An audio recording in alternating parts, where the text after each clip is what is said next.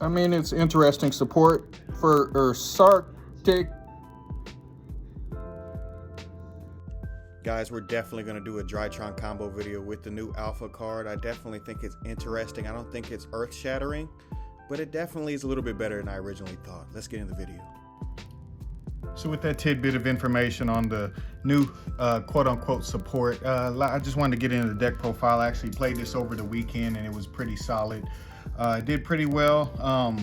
This is Paul Cooper's build. Shout out to Paul, man. He's one of the best players in the world. He's been a crazy combo player for a long time, and this is a deck that he created. I was playing another version of Drytron and I was doing okay with it, but I was trying to find something else. This is the something else. It's pretty good. So without further ado, I'll get into it. It's centered around this guy, and we'll definitely talk about him as we move along. Shout out to Umbriana, shout out to the wise guys, of course. But anyways, moving on. The centerpiece to the whole deck is Herald of Perfection. You have to have them. It goes without saying. You play this one over at Ultimateness just because you can grab it with prep. You don't have to play Choju and you don't have to play Dawn of the Herald. You can just kind of play the deck normally as is, and it can just play very, very well. Just because you don't want all those bricks. Just trust me, you don't want all those bricks. And like the other ritual spell isn't that bad of a brick. It's still really, really good to draw if you draw a Benten as well. But you just want to play your Drytron. So with that, moving that out of the way, you don't need to do a whole lot. You can just kind of play the deck naturally and just load up on the fairies and get straight to the point with a card like this, and that is Idaten. One of them's Lost Star, one of them isn't. Trying to get a second one.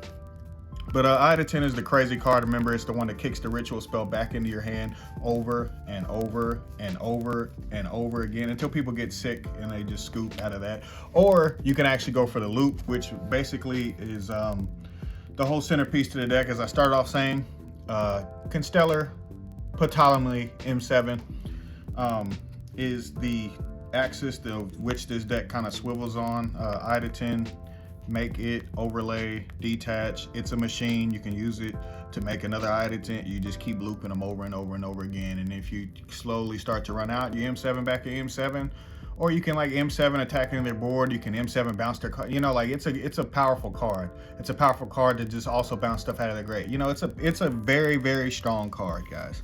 And Idaten being the reason why you can get some of that off is just absolutely hilarious. People get kind of irritated when you keep doing it over and over again.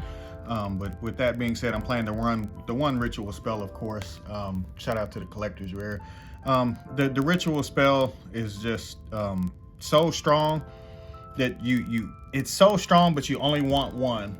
You don't want a brick on it because it is a brick. You need your hand to interact with it. And with Cash Tier being in the meta, yes, I've had it banished before and I probably lost that game, but like sometimes you just, you know, if that happens and it's one card out of 40 and it's sitting at the top of your deck like that, it just is what it is.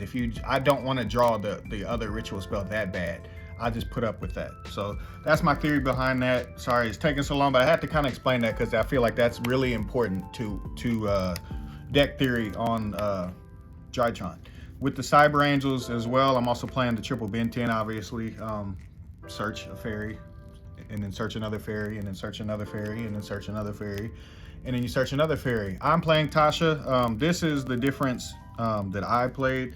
I really like Natasha, and basically you don't have to play it in this version, because if you're planning to go first, it can be a brick, but you just don't go first all the time like that. And then having this many change of hearts in your deck, you know, having 5, I find that hilarious. Maybe it's win more, maybe it's not, but I just like having Tasha to like break boards and just kill people. And then sometimes it will come up where I'll have to like use the Tasha in time or something like that. It comes up, guys. I love the card. You don't have to play it, but I still play it. Magician of Black, Chaos Max, and Draconids, the big homie. You play the big homie and you play Chaos Max. Sometimes there's lines of play where you can play this. If you know that they have certain hand traps, you can just play this, like take them out and then bring it back on their turn. If you really open crazy, you can do this in Perfection. I can do a combo tutorial if people need to see that, because I've noticed people in some of the groups, they're like asking. So I think I'll definitely do that. Just make sure you hit the like button. Draconids is just really, really strong. And when you get hand trapped a lot, you end on him a lot.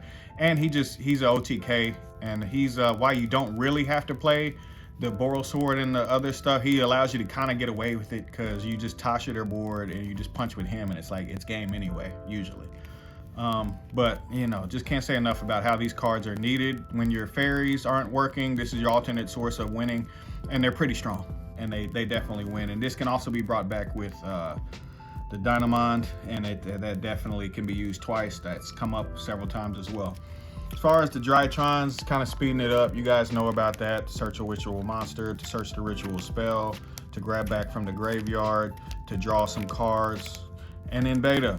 Beta, I still feel like it's strong just because Cash is still in the meta. Shifter is still kind of in somebody's side deck somewhere in the tournament that you're going to play in. Still feel like you need one, and I just want to open up that many names. The new card, I probably will play one of, maybe. Allows you to grab Nova. I think that's kind of crazy, or pivot into it. It allows you to pivot, so you probably play one of, just like you play one of this, because you kind of have to have this card in today's meta. But I don't know what the hell I cut for the new card. Double Diviner, no Choju, don't need it, and it's just adding bricks, and it's bad. Choju is terrible going second, just let you know that. Double Diviner though, I like having to free up my normal summon. I just know I'm going for Diviner when I'm normal summoning. Normal it, grab it, just go straight to it. Orange Light, obviously, highly recommend the other lights. I feel like they're gonna come up slowly but surely. Don't know about main though. Droll and Lockbird and Nibiru. This is strange, probably, just because Drytrons don't really play hand traps like that. But I feel like if you have a moderate board or like a minimal combo board and you have these in your hand, that can't beat Drytron. And if you allow Drytron to have another turn, you lost. Which is why you play these, because you're going to ensure yourself getting another turn, especially if you draw them. Like if they're under perfection, I allowed a guy to search the other day when I had perfection on the field, and he was kind of like confused, like, why did I let him search draw? He's like, oh, okay. And he scooped that, it just draw ends games for me. That's just my experience with draw. Maybe I'm wrong. Everybody I play searches right now. And then I like having this, and I like not playing 3 because I don't top deck them like crazy. I just have them if I need them. If I draw them, I'm like, cool, a combo with my hand, see how far I get. If I get really far, this is ensuring game. If I get minimum far, if I'm minimal board, I still think I get pretty far. So I can't say enough good things about playing real hand traps in Drytron. It might actually be a thing going forward. It's foolish. And prep, and you just deal with tasking and the other stuff. They're not gonna kill you most of the time anyway. Like I've ended on like Fucho and had a nib and stuff like that. Like they're not gonna kill you anyway. So I got shifted one time, ended on that, and then had a nib in hand. I had game because I had Drytrons I could follow up with the next turn. Triple prep grabs perfection, which is really key sometimes. If they stop the Idaten, you just activate prep. This is another point that Paul made. Shout out to Paul. If they stop the Idaten, they're tired of you like adding that back. Cool, prep. Add another Cyber Angel. Add another level 6. Add the perfection early in a combo or late in a combo, or as you get closer to getting nibbed. Who knows what the access is for it. It's also just another fairy at the end of a turn. If you just didn't need it, I've done that before. Just activate it and then put another fairy in my hand. You're gonna get really far with your extra deck choices, but sometimes it's just niche stuff like that. And then double field spell, double Nova. This is correct. I didn't do it for a long time, but it's definitely correct, and it's definitely strong. Can't say enough good things about it. It's the perfect way to hit some of the decks that like to use their levels. Sprite and Cash mean what I mainly consider with this card. Burning Abyss, the random Burning Abyss guy maybe, or some of those decks like Punk that try to like do different stuff like that. If you have a Drytron sitting on the field, sometimes a Fafnir is still sitting there, stuff like that. Effect, drop their level, that can screw them over. It comes up maybe once a tournament for me. I don't know, it may be different for you, but it's definitely not for me. And then double Nova, because you don't want to just keep seeing it. And just like Cyber Emergency, I don't want to keep seeing it, but I definitely understand why you play 3. And I wanted to get it as close to 40-41 as possible. I try to never go over that number. The extra deck is the MVP of this deck because it's where the craziness starts. And you start off with M7. Idaten Loop, it's a machine. It can be used to be ritual summoned off the field to summon the Idaten again. And then that's how the whole loop, you just keep going over and over and over again. You get low on one, you put one back in the extra. It's also just a big ass monster with 2700 attack. They can just attack into stuff and do a lot of damage, and it does come up. Come up several times for me, at least. and then it can just bounce stuff off of the field. So it's good on 3 different levels. I'm considering the Utopic package just because it has a number, but it's not a number monster, so you can use them. And I see it occasionally in gameplay, and I'm like, oh, I see where I could do that there, but I don't think it's necessary. I just feel like the deck is just so good, and you don't have the space because these cards are key, and Mind Hacker exists. Divine, Arsenal, Zeus. If they Mind Hacker this, it's really a so what. As long as you don't get if you get your ritual spell that looks like this and that hit, then you know you're screwed. But other than that, the odds are that doesn't happen that often. And if it does, you know, you can win the game without Zeus, but it definitely is we're the best Zeus deck. I'll just say that.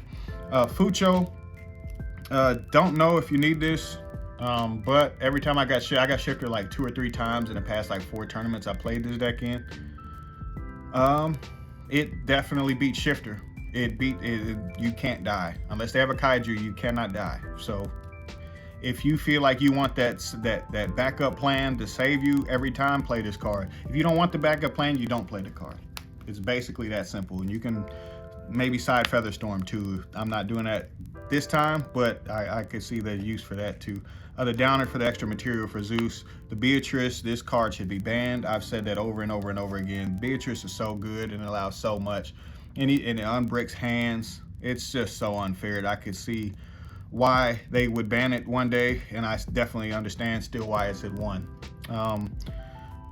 Kind of been considering the Pilgrim, just before I move on from Beatrice, the Pilgrim guy, but you know, that's just being cute. Double Fafnir, kind of want to play 3, but I liked having these cards to deal with floodgates. Obviously you got the Nightmares, you know, anti-spell is usually public enemy number 1 because everybody goes for it. And then Unicorn to deal with certain stuff, does shuffle Shangri-La off the board. Feel like you need it. Dynamine, I want to play more than 1, but you definitely need this card, which is Cross Sheep. This is the craziest card because the M7 gets you to your fairies, but the Cross Sheep can help you extend and get even more fairies. You draw 2, discard 2, summoning into the zone that it points to. You basically get to draw 2, discard 2. I think it also gets 1 for the exceeds. I think all monsters your opponent controls lose attack 700, I believe. Don't quote me too much if I'm wrong, my bad. It kind of lost the frame on the extra deck. But the Cross Sheep is just, it's hilarious how strong it is. People are like, Cross Sheep, bro? You're playing Cross? Yeah, it's crazy. It's crazy. And Paul is the man. He came up with some stuff. The Entis and the Arclight for the Diviner targets. Extra deck, the side deck is really boils down to whatever you see the most. I'm just gonna, it's basic as hell.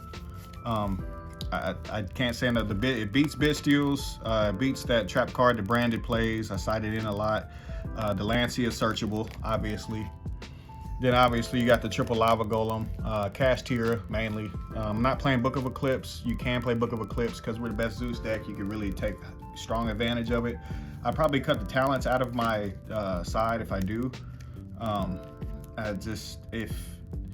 Most of the time, the only hand trap I care about is Nib, and I just play through everything else, and I'd rather have the Drytron in my hand, to be honest. So I don't know about the card.